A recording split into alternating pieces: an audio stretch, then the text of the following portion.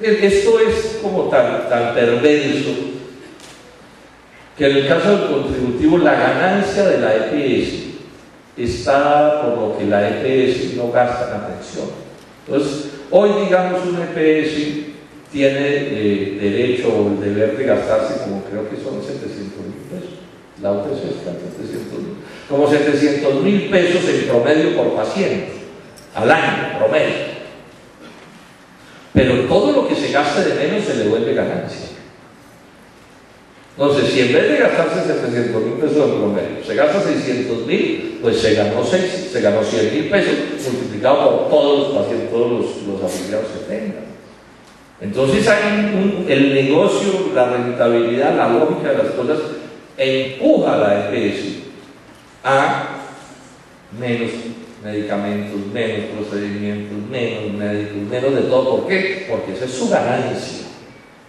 O sea, es absolutamente perverso. Por eso decimos este es un árbol que nace torcido. Ahora, y esas EPS es aclavarse a los pacientes, pero también es aclavarse a las IPS. ¿Que son quiénes? La clínica, el hospital, el laboratorio, no sé qué, que son los que prestan los servicios.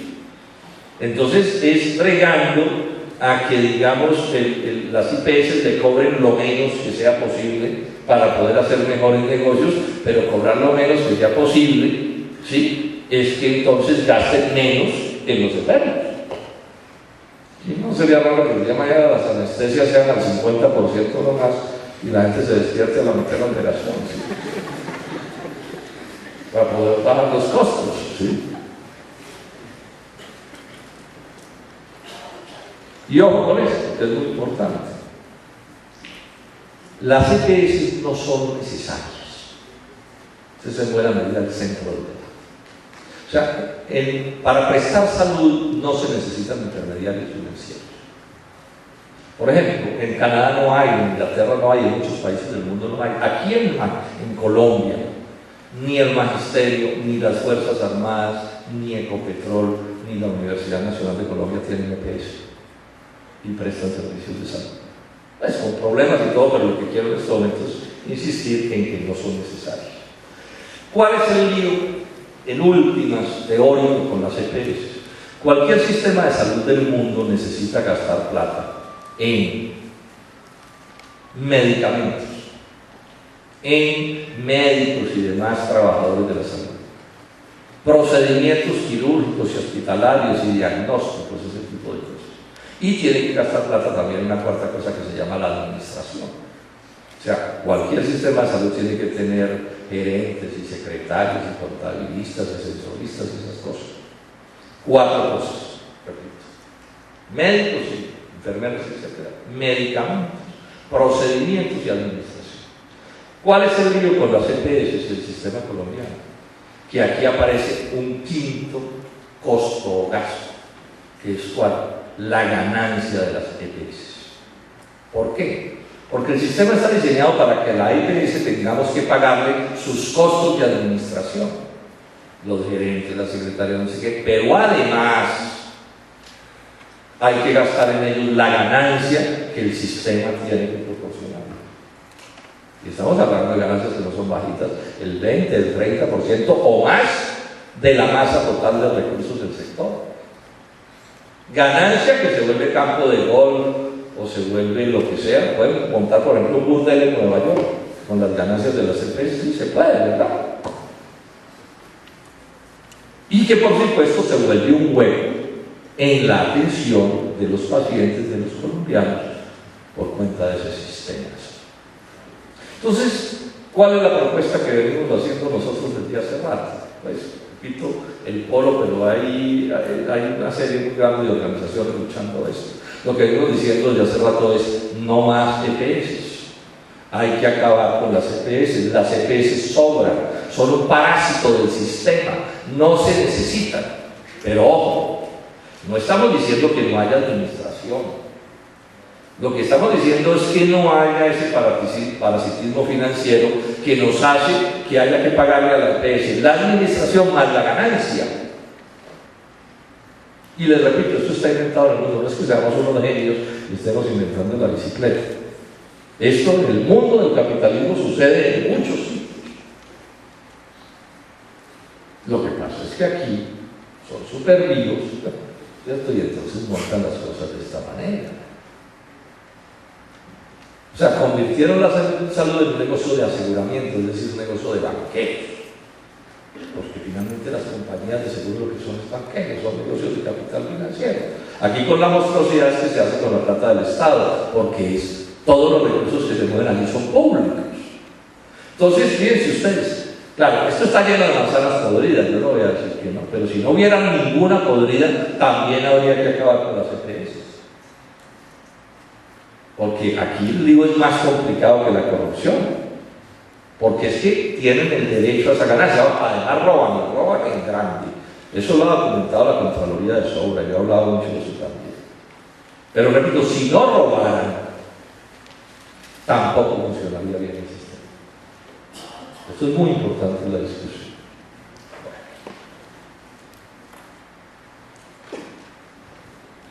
¿Qué es lo que ha dicho el gobierno que quiere hacer? Ya les he dicho que no ha presentado el ministro Gaviria el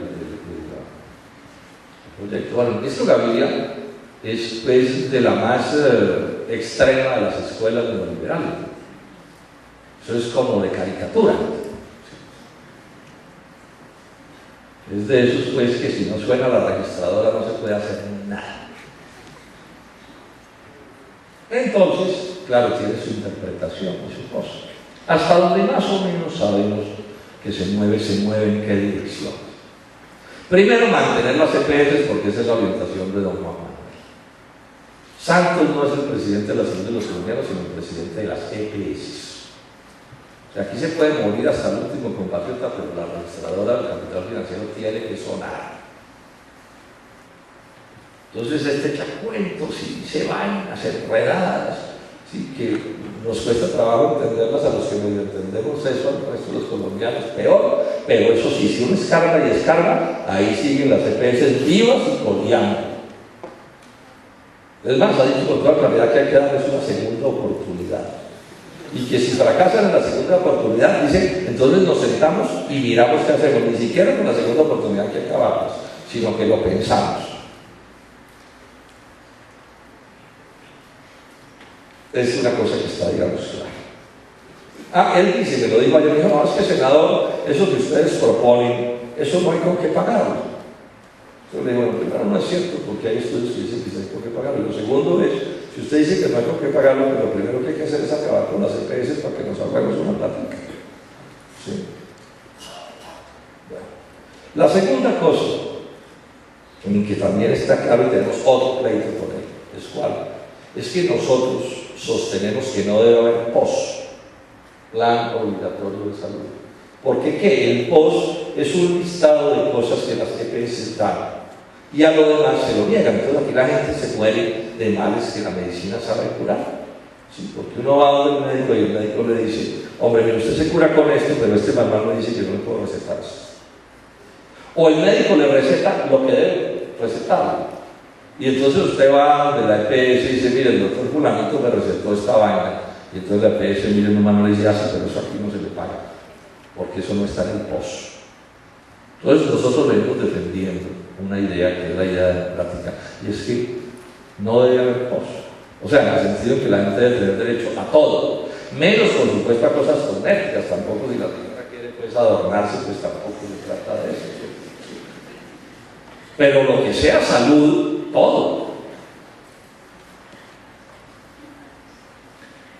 Es la existencia del POS la que hace inevitablemente necesaria la tutela. En un sistema que no haya POS, la tutela se usaría muy poco, porque la EPS no podría negar nada. Entonces, ¿qué es lo que sucede? Como hay POS, la EPS niega, o porque el POS dice que no, o porque la EPS de manera tramposa se inventa que el POS dice que no, porque eso también pasa. ¿Sí? Porque claro, eso son cosas de documentos empleados y todo. Entonces la EPS puede decir, mira, aquí eso no está, pero también puede suceder que esté y la EPS dice que no está. Entonces la tutela se ha vuelto el instrumento súper clave y es nada más odiado en el mundo de las EPS y en el neoliberalismo que la tutela. Eso los tiene de muerte. Ya el gobierno presentó un primer proyecto, lo presentó el doctor Roy Barreras. Yo nunca he olvidado a Roy Barreras, para impedir el uso de la tutela. Eso fue el año pasado. No era que acabara la tutela, la prohibiera, sino que era un truco de abogados para crear un mecanismo sustituto que en la práctica hacía inoperante. Y al final del año nos presentaron otra cosa parecida, más disimulada todavía, pero en la misma dirección. Y ayer el ministro, todos con esas frases que suenan, es que no se puede seguir, ¿cómo se dice? No se puede seguir haciendo salud a punta de fallos judiciales. Y eso suena como una genialidad, ¿sí? Y eso es una frase contra la tutela. Entonces, está claro que el gobierno va a mantener el POS y va a seguir viendo cómo se tira la tutela. Ahora, el POS, porque claro, son astutos, entonces dicen, no, ya no será por no sé qué, sino por patologías, y eso también suena como una genialidad. Y hay toda una serie de detalles que están montados, ¿para qué? Para restringir el derecho y mejorar el negocio. En eso es lo que está. Y eso ya está claro. Esperemos que presenten el proyecto y estén seguros que es lo que va a suceder. Entonces yo les doy una sugerencia: cuando presenten el proyecto, echen como a 3 o 4 cosas. Primera cosa a la que tienen que echarle ojo: ¿sigue o no sigue el aseguramiento y el capital financiero y las ETS? Si sigue, está bueno. Segunda cosa, sigue habiendo POS, no importa cómo lo adornen y cómo lo presenten, POS científico, POS estructural, POS no sé qué vaina, eso no importa. Ahora le podrían cambiar el nombre y ya no se llame POS sino PASO, cualquier cosa, ¿listo? Pero el problema es el fondo último, y es que a usted no le ofrecen curarlo de todo. Y segundo, hay mecanismos que, o tercero, perdón, hay mecanismos que de alguna manera afectan la tutela a la oferta superior. Y a eso, sobre esas 3 cosas. Ahora, eso tiene muchos más elementos, pero yo diría que con estas 3 cosas no nos dejamos embolatar en la discusión, y es el punto medular de lo que estamos debatiendo. Agrego un par de cosas que es importante agregar. ¿Qué es lo que no estamos proponiendo los que estamos en esta lucha? Porque esto se volvió también el mundo de la viveza. Entonces un día me pasó en la prensa, entonces yo estaba hablando de todas estas cosas y salió uno de desarrollo, que son pues los sabios de esta vaina. Entonces digo, no, sí, realmente aquí hay problemas muy graves y no sé qué, pero eso sí, hay que tener cuidado que con el agua sucia de la bañera no botemos el niño que está dentro de la bañera. Yo me sentí como Pilatos, que botar al niño. Y entonces de una vez, y eso sí, no se puede estatizar el sistema, no vamos a caer aquí en la fórmula comunista y no sé qué. Entonces estamos diciendo lo que no estamos proponiendo. Esto se volvió como de locos, pero es así, uno tiene que decir lo que cree y lo que no cree, porque si no el otro le dice que usted cree en lo que no cree. Entonces no estamos proponiendo volver a la fórmula del seguro social, no estamos proponiendo eso. O sea que eso no lo traiga la discusión. Segundo, no estamos proponiendo estatizar el sistema en el sentido en que todo sea público en el sistema.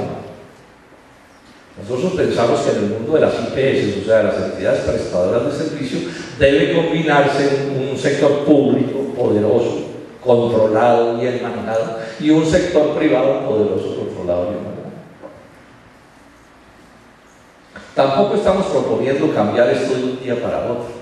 O sea, pasar de un sistema a otro sistema es complicadísimo.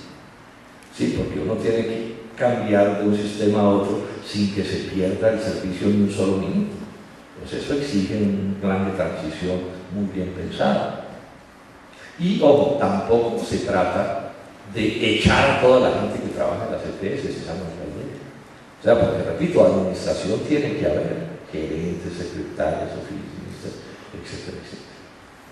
Ese no es lo que estamos. Y ojo, ya el ministro entonces, por ejemplo, ha levantado la tesis de que es que la tutela le sirve a los ricos.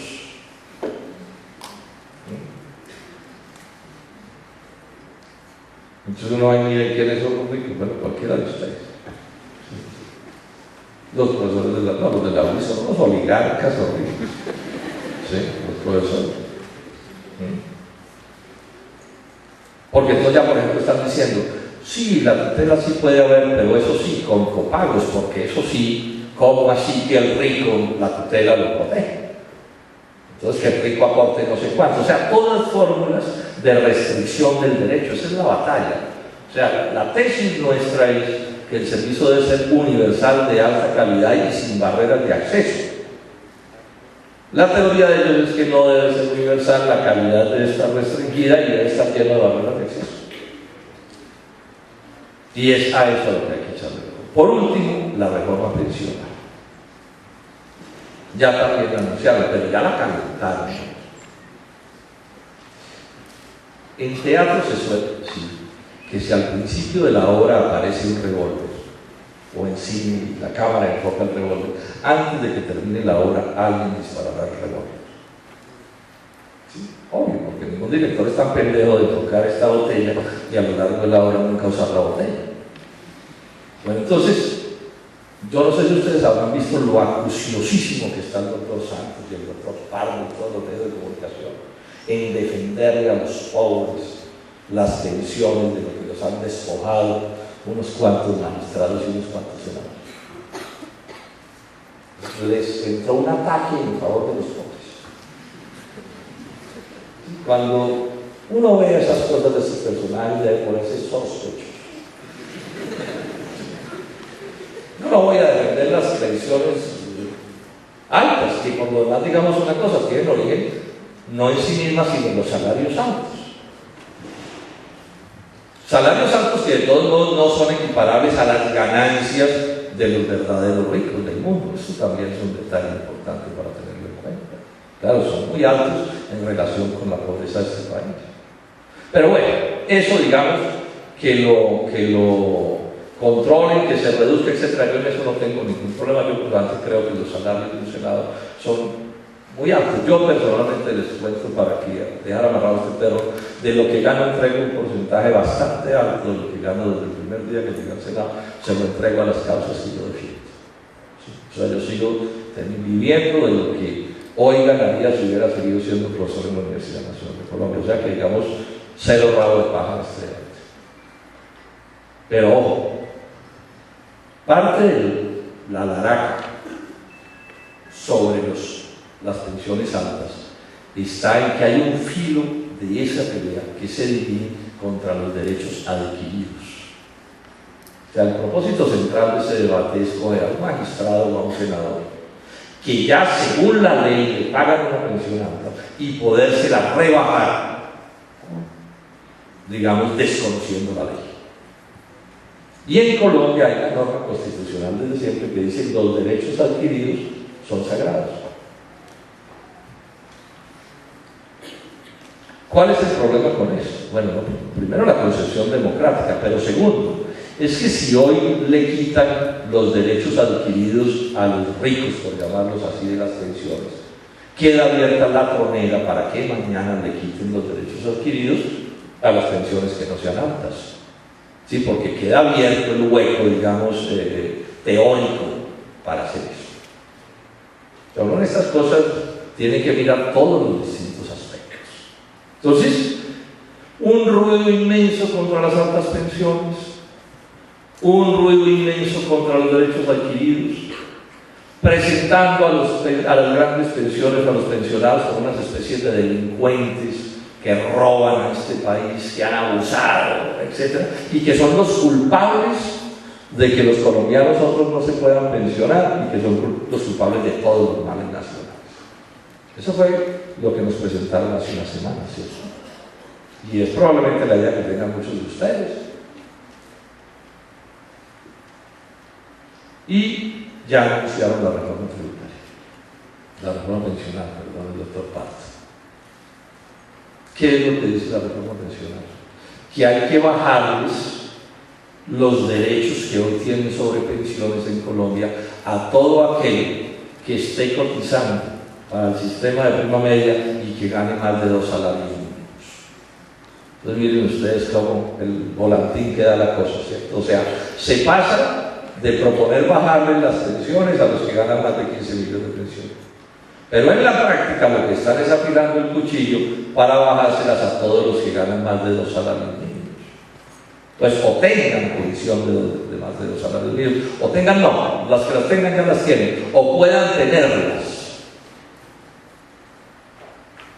Siempre hay la diferencia entre 2 salarios mínimos y 15 millones de pesos. A más de 1 millón de colombianos, o sea, no es 4 o 5 gatos congresistas y magistrados. Todo el magisterio, de primaria y secundaria, o sea, maestros, todos los trabajadores de la rama judicial están ahí. Toda la gente que trabaja en ministerios, alcaldías, gobernaciones, los de las empresas públicas del Estado, un sector importante de trabajadores de la empresa privada, convencionados y no convencionados. O sea, es muy difícil calcular exactamente cuántos son, pero puede ser entre 1 millón y 1,5 millones de familias. Ahora, esos tipos que el derecho que hoy tienen es a pensionarse con nada que es del otro mundo, es con el 65% de los ingresos por sus sueldos, el promedio de los últimos 10 años. O sea, entre lo que usted gana hasta el día antes de pensionarse y el día que se pensiona, en el sistema pensional colombiano la prima media es una diferencia enorme. Es decir, no es lo mismo el 100% del último sueldo que el 65% del promedio de los últimos 10 años. Ahora, esos colombianos que están en esa situación, repito, no es la mía, yo ya estoy pues, en mis derechos por fuera de eso. ¿Sí? Es gente que no le ha robado nada a nadie.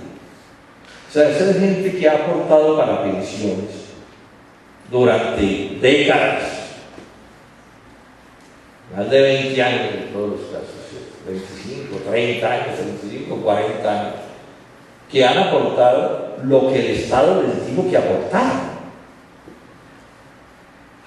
O sea, ellos no se fijaron su cuota, sino que el Estado, las leyes, los que hacen las leyes, el Congreso, el presidente, no sé qué, usted cotiza de esta manera, y esos colombianos, a eso es lo que han pagado. O sea, lo que hay es un despojo descomunal de derechos que hoy son derechos. Ahora, no es el primer despojo. Esta es como la tercera ley sobre pensiones desde que empezó el neoliberalismo en Colombia en el 90, y todas han sido o bajando el monto de la pensión o subiendo la edad. Ya estamos llegando al punto en que una pensión de jubilación es más un seguro de entierro. En un país que es absurdo. Ahora, entonces, esta es la realidad. O sea, quieren golpear a más de 1 millón de colombianos.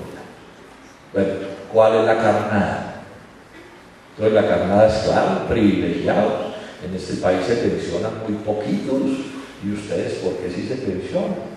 Como si fuera culpa de ellos. Yo pregunto, ¿qué culpa tiene un trabajador de la UIS, profesor o no profesor, que esté en esta situación? Que le van a bajar su pensión. Los desempleados que hay en Bucaramanga y que no se van a poder pensionar nunca son culpa de ese trabajador de la UIS. No son culpa de ninguna manera, son culpa del libre comercio, de la apertura, de las privatizaciones, de que este país no funciona. O sea, 1000 cosas que pasan. Pero no son culpa. O sea, que en Colombia mucha gente gane poco no es culpa de los pensionados de Colombia. Que en Colombia mucha gente no va a poder pensionarse nunca, tampoco es culpa de los que sí puedan pensionarse, porque los que no se pueden pensionar, ¿por qué? Porque tenemos un sistema económico inicuo que no les da empleo, que no les permite ganar buenos sueldos, que los deja sin trabajo. Pero ese no es un problema de los demás trabajadores colombianos, que es finalmente el discurso y la teoría. Yo decía hace un momento, aquí en Colombia, cuando aparece un pobre que no se está muriendo de hambre, pero horriblemente, entonces llamen a la policía, este tipo es sospechoso. ¿Sí? ¿Quién sabe qué estaría haciendo? ¿Cómo así que usted puede almorzar? Ahora, no es solo para los que están hoy, es que son las expectativas. Yo vuelvo con mi cuento, entonces, si es todos en el suelo, es todos en el suelo, pero me incluyen a don Carlos Slim en el suelo. Pero es que aquí lo que están montando son 3 o 4 en la cama con todos los privilegios como Nerón, como Calígula. Y los demás, todo el mundo para el suelo. Y la culpa de los problemas nacionales son los que nos están, es de aquellos que nos están literalmente muriendo de hambre. Ahora, cuando uno revisa con un poco más de detalle por la historia de las pensiones, ¿dónde está el hueco pensional? Que en 1993, presidente César Gaviria, ministro don Juan Manuel Santos, era de ese gobierno, y el congresista que fue el ponente de la reforma, don Álvaro Uribe, o sea, los alegres compadres, siempre los mismos, ahí están. ¿Sí? Para que tampoco se embolaten mucho, que es que porque uno le declaró la oposición al otro paja. Pues digo yo las cosas medulares. ¿Qué hicieron? Que cogieron el sistema que había, no tengo tiempo para detallarlo, pero era un sistema que funcionaba sobre la base de que las pensiones de los de hoy las iban pagando los nuevos trabajadores. Ese es el sistema de la prima media, que es un sistema que se hizo en el mundo entero. ¿Qué fue lo que hicieron en 2003? Que cogieron la plata de los nuevos aportantes para pensiones y se las pasaron a los fondos privados de pensiones, que hoy tienen más de 120 billones de pesos acumulados. O sea, a los banqueros, a los de la empresa privada. Y al Estado le dejaron los pensionados. O sea, este lío que está pasando, este déficit y estas cosas que son verdad que ahí están, existen porque la ley 100 de 1993 creó este problema a sabiendas de que el problema se iba a crear. Y desde ese tiempo llegan viendo a ver cómo le echan la culpa a los trabajadores colombianos del problema.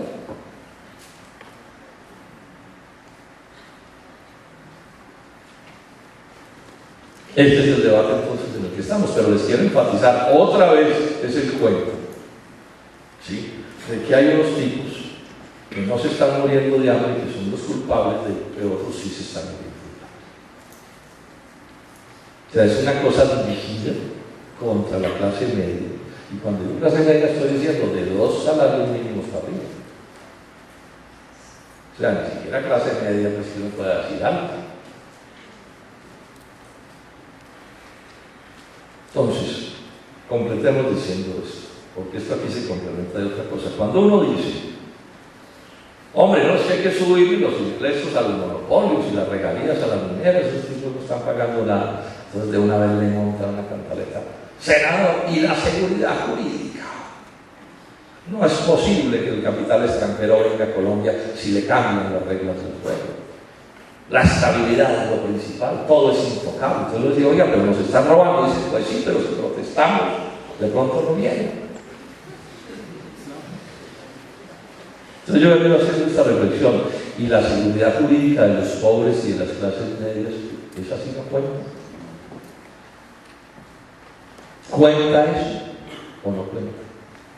O sea, en Colombia, quienes viven de un sueldo, de un salario, a lo único que pueden aspirar al final de sus días, si bien les va, es a conseguirse una casita y de pronto a conseguirse una pensión. Esa es la suerte de casi todos los colombianos. Una casa propia, un apartamento propio y una pensión. Bueno, y esos colombianos tienen unos derechos adquiridos, y es, por ejemplo, se pensionan con el 60%, si están en el sistema de prima media y por pensiones, si están en los fondos privados de pensiones, se van a pensionar por ahí con el 40% del promedio de los últimos años, si les va bien. O sea, esos ya están estimados. Vayan desde ya aprendiendo a hacer dieta y todo eso.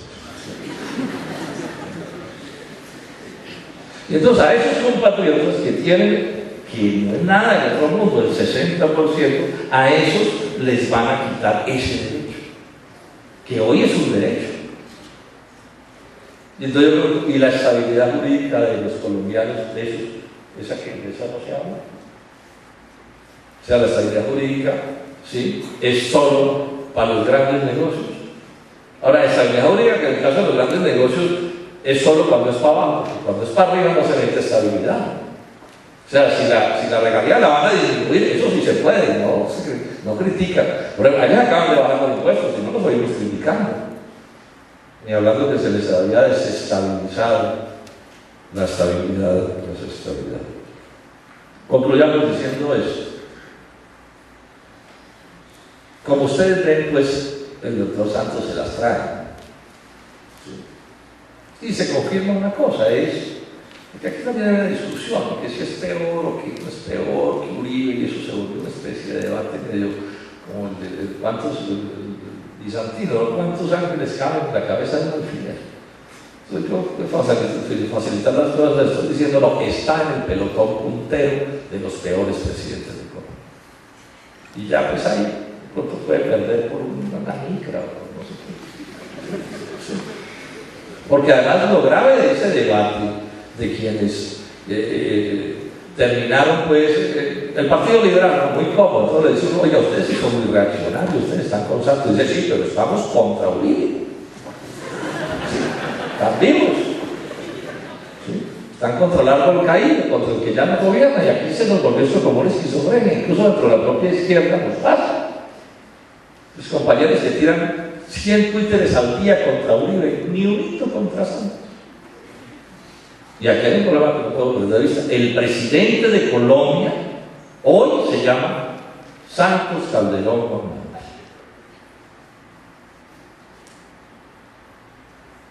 Y entonces no nos podemos perder, o por lo menos este aspecto no lo podemos perder de vista.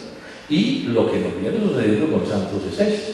Como hay tanta confusión con respecto a Santos, como Santos es un tipo que tiene una capacidad de engaño grandísima, está pudiendo proponer cosas que otros no se habían atrevido, que no podían, porque no tenían la fuerza política. Este es uno de los líos que tenemos con Santos, es que tiene el 95% del Congreso con él. La oposición somos demasiado pequeños, porque incluso nos sonsacó una gente del pueblo,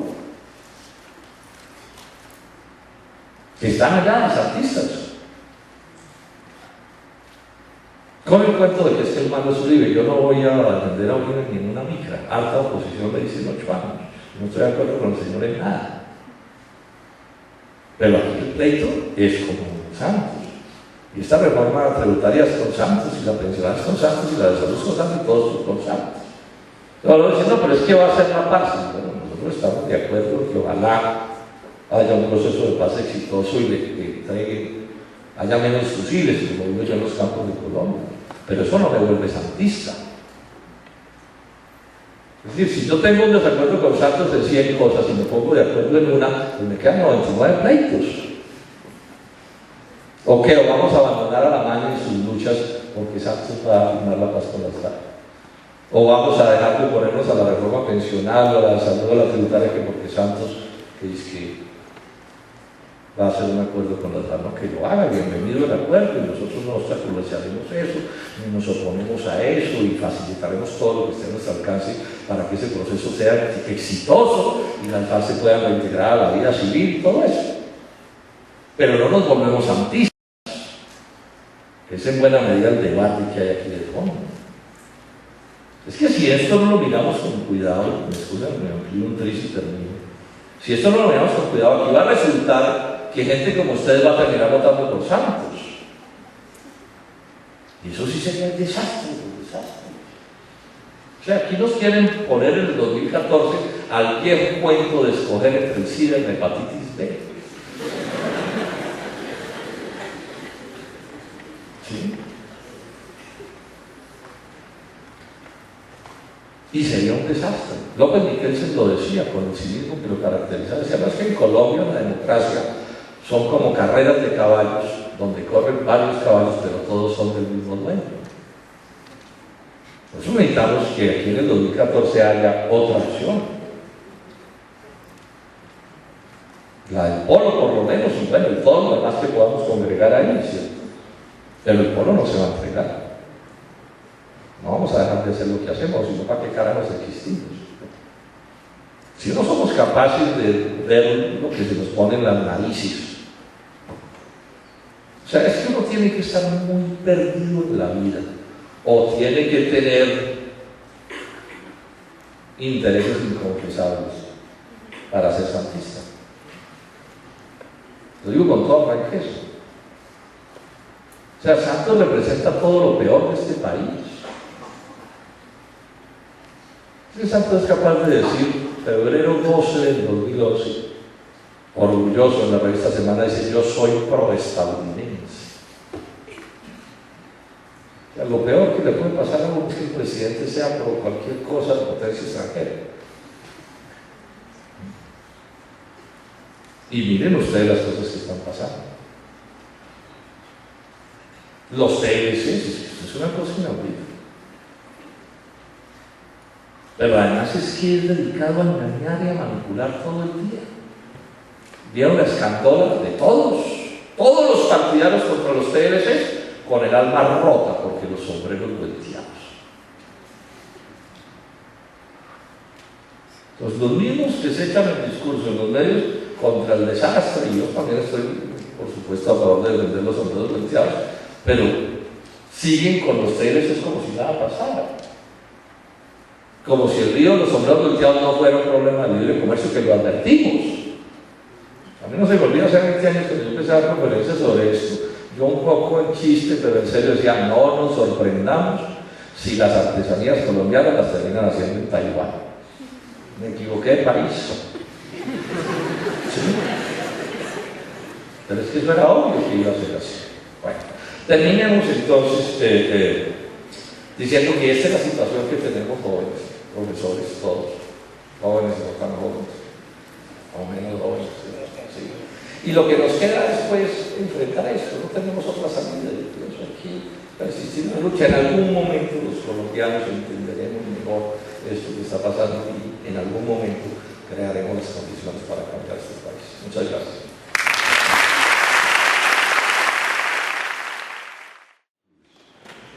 Bueno, lo primero es esto.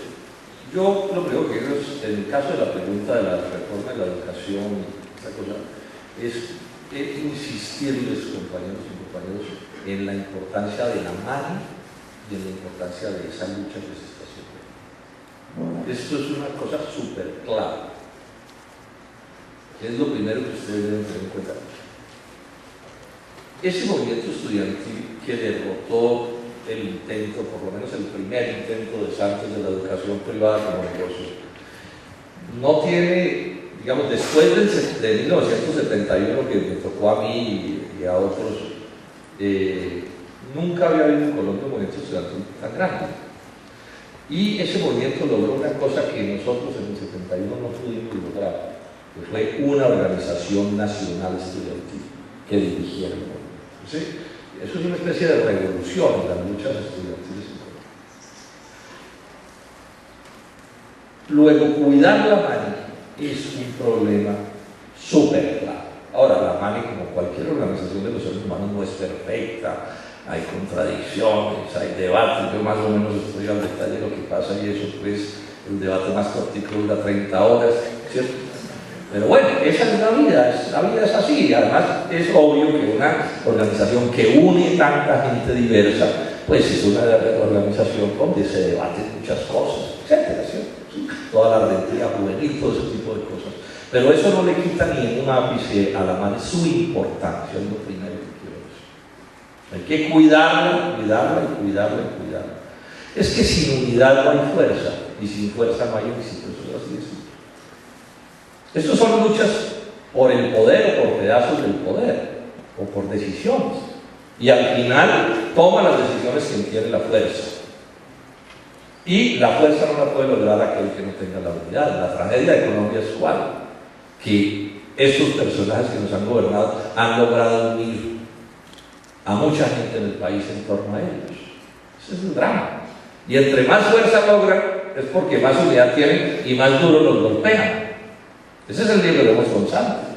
Nos está golpeando incluso más que Uribe, si ustedes quieren, porque tiene más fuerza.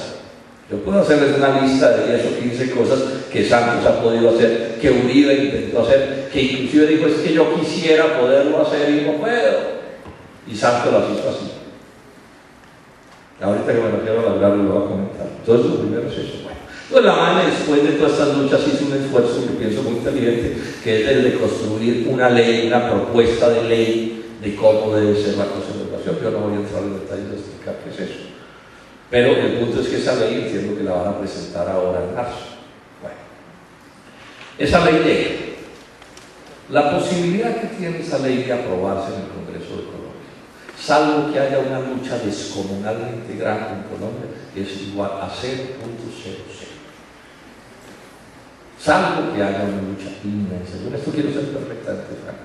La norma en el Congreso de Colombia, ¿cómo es? Si la ley que usted presenta es bien mala, se la aprueban por ahí en 30 segundos. Si es bien buena, se la hunden en menos, por ahí en 15 segundos. Ahora, es que esto de lo bueno y lo malo pues es relativo. Sí, lo que a mí me parece malo, a Santos le parece bueno y viceversa. Esta ley es una buena ley, yo conozco sus rasgos fundamentales, es una ley democrática, están los principales conceptos de universalidad, gratuidad, etcétera, calidad, están introducidos en la ley. Pero esa ley uno se la presenta a los santistas y eso es como sacarle al diablo una hostia.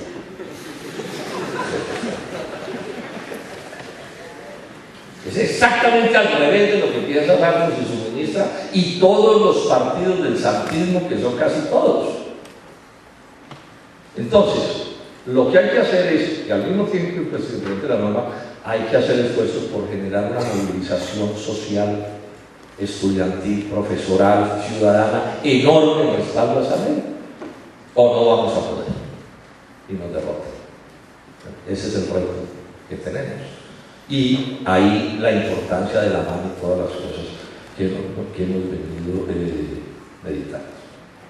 El tema del agro, la extranjerización en TLC, bueno, aprovecho y hago una cuña.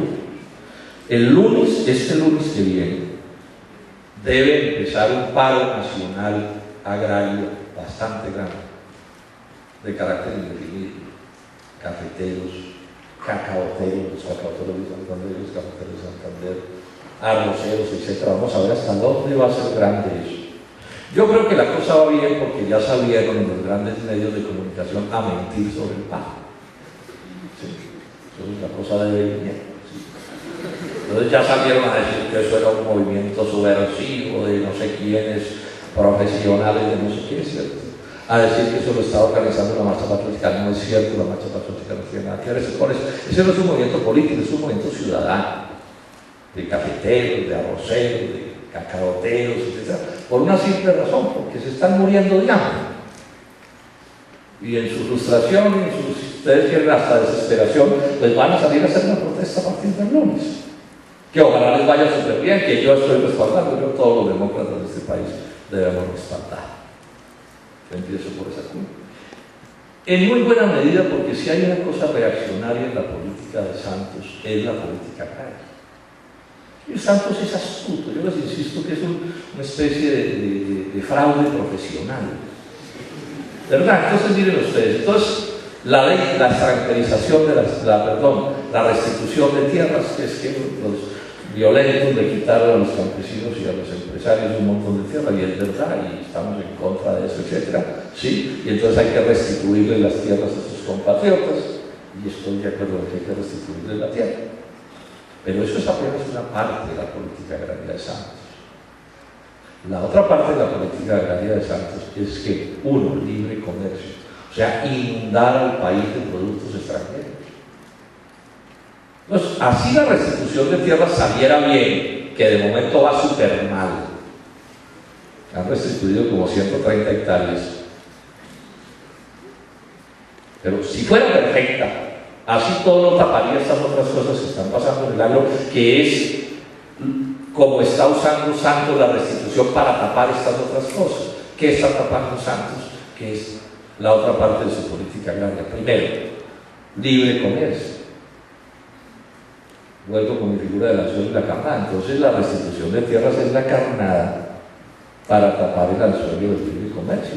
Y no hay nada, es imposible inventarse una cosa más perniciosa contra la gente del campo que el libre comercio. Los van a borrar de mapa en proporciones descomunales. Porque no es posible que el agro colombiano pueda enfrentarse a la potencia agrícola y pecuaria de Estados Unidos y Europa. No es posible. De entrada, porque entre esos dos, o mejor, las grandes potencias subsidian a su agro, todas, Estados Unidos, Europa, Japón, Suiza, etc. Por una suma que es mayor a 350.000 millones de dólares al año. O competir los cacaoteros santanderianos con los cacaoteros de Costa de Marfil, donde el cacao lo recogen con niños esclavos. O sea, cuando los precios internacionales del cacao suben y bajan, fluctúan en Suiza, en Costa de Marfil aumentan o disminuyen el número de latinazos. O sea, decirle a un compatriota nuestro de San Vicente de Chucurí que tiene que competir contra eso, no puede. Y los están arruinando. Bueno, ese es Santos. Bueno, y Uribe. Otra política de Santos, también de Uribe. Ellos creen que el agro colombiano debe funcionar a partir de megaempresas de 30.000, 40.000, 50.000 hectáreas. Está dicho en todos los documentos que ustedes quieran. Uribe decía en un documento, que ustedes lo consiguen en internet, decía: yo eso es lo que quiero, haciendas de 30 o 40.000 hectáreas, pero tengo dificultades para lograr un cambio en la normativa que me permita, decía Uribe, que los baldíos del Estado colombiano se entreguen para montar haciendas de ese tamaño. ¿Saben quién lo logró? Santos Calderón Monómero y Juan Camilo Restrepo, que dice que también es progresista y democrático, el doctor Restrepo, que nos tratan como a idiotas.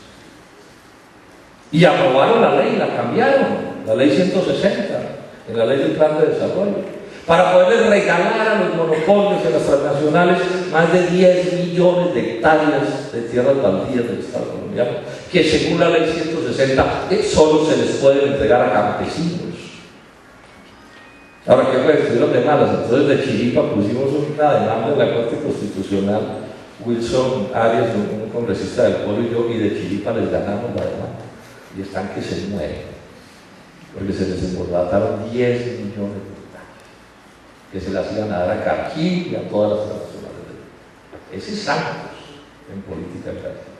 Porque el centro de la política agraria es la extranjerización de la tierra. Esa es la otra gran pelea que tenemos con Santos. O sea, ya aquí los grandes hacendados ni siquiera van a ser criollos, nativos, sino extranjeros, gringos. Esa es la política agraria de Santos. Y yo me pregunto, ¿puede alguien inventarse algo más reaccionario que eso? Así restituyan las parcelas. Es más, si le restituyen la tierra, después se las quitan ¿cómo? Puede que no con la violencia, pero sí con la economía. Y me decía un campesino boyacense, decía: mire, senador, primero me quitaron el trigo, ya no puedo producir trigo. Después me quitaron la cebada, ya no puedo producir cebada. Después me quitaron las frutas de tierra fría, ya no puedo producir frutas de tierra fría. No me queda sino una vaca produciendo leche. Si me quitan la leche, me quitan la vaca y me quitan la tierra. Es que en Colombia hay más despojo, jóvenes, por la vía de la economía que por la vía de la violencia. Claro, aquí hay un despojo agrario inmenso por la vía de la violencia. Pero eso no nos puede permitir no entender que el despojo ha sido igual o mayor por la vía de la economía. Si lo del cacao sigue así, ¿cuánto despojo agrario va a haber en Santander en los próximos años? Pues todo el que se arruina le quita la tierra. ¿Por qué? Bueno, ese es Santos. Entonces, auspiciamos todo lo que podamos la protesta que empieza el 25. Lo último, lo de candidaturas presidenciales. En el Polo tomamos la decisión de lanzar la candidatura a la presidencia de Clara López, que es además la presidenta de nuestro partido. ¿Quién es Clara López? Clara López es una persona de muy alto nivel académico, es abogada, es economista además. Es una persona que tendría todas las condiciones del mundo para estar del lado de allá de la raya, y desde muy joven decidió ponerse desde este lado de la raya.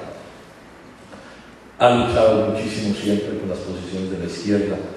Fue alcaldesa de Bogotá 6 meses en todos estos enredos que tuvo el Polo de la alcaldía de Bogotá. Lo hizo supremamente bien. O sea, nosotros pensamos que es una excelente candidata presidencial y por eso la proclamamos.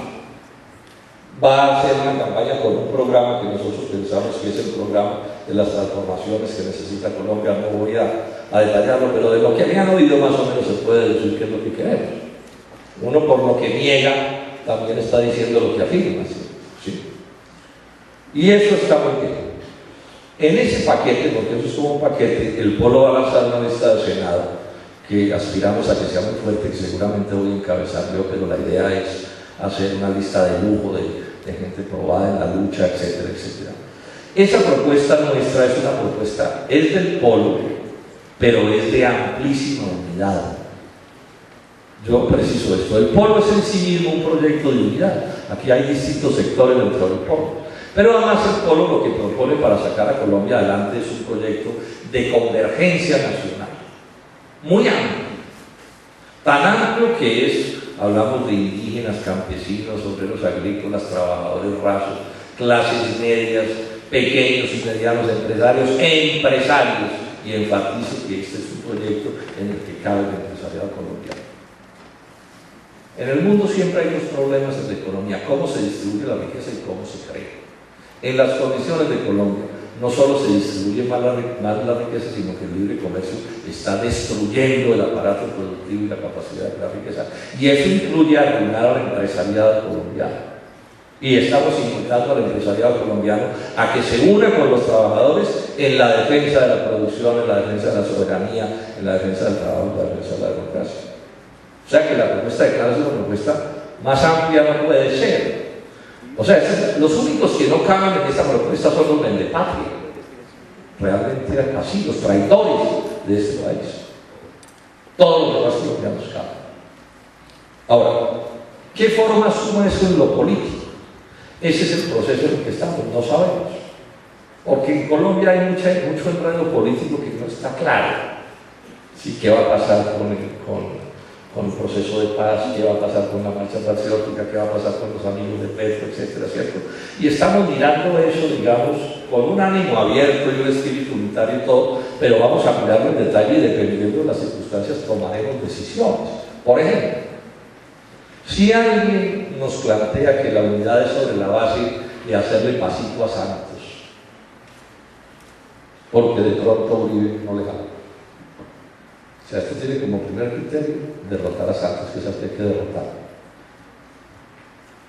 Entonces va a depender de muchas circunstancias qué forma política asuma este asunto. Pero insisto, el ánimo es unitario, el propósito es de convergencia, ¿sí? Y habrá que ir mirando por el camino cómo lo terminamos haciendo. Pues porque aquí hay otros detalles y otras cosas que no tenemos tiempo de tratar en este asunto. Con la idea de ganar con claro la presidencia de la República. Yo sé que es difícil, pero pensamos que es posible. O sea, una de las cosas positivas de la política de los últimos días es que lo de Santos está haciendo agua por todos los lados. El país cada vez más le está desnudando el alma a este embaucador. Ustedes vieron que hay una encuesta de estos días donde dice que el 87% de los colombianos no votaría por la reelección de Santos. Eso es para hacer una fiesta. O sea, que puede suceder que una figura como Clara López pueda abrirse camino por el medio de la división de las fuerzas reaccionarias. Digamos, es un aspecto positivo, una confrontación. O sea, si la confrontación Santos-Uribe no le confunde la cabeza a la gente en el sentido de no saber quiénes son, esa división es positiva porque por el medio de esa división podemos triunfar con una propuesta diferente que signifique un cambio de verdad. No un cambio de vara mágica, tampoco les voy a echar a ustedes el cuento de que ganamos a la media hora, todo se arregló. La vara mágica se nos embolató. Pero sí empezar un proceso de transformaciones, ¿sí? Que empiece a poner este país en la senda del progreso, que nos saque. Es que estamos en una trampa de pobreza y de atraso, como encadenados a un sótano oscuro. Necesitamos romper esas cadenas para que esta cosa pueda empezar a moverse. Bueno, yo creo que ahí ya han hecho bastante cosas y me toca ir. Muchas gracias.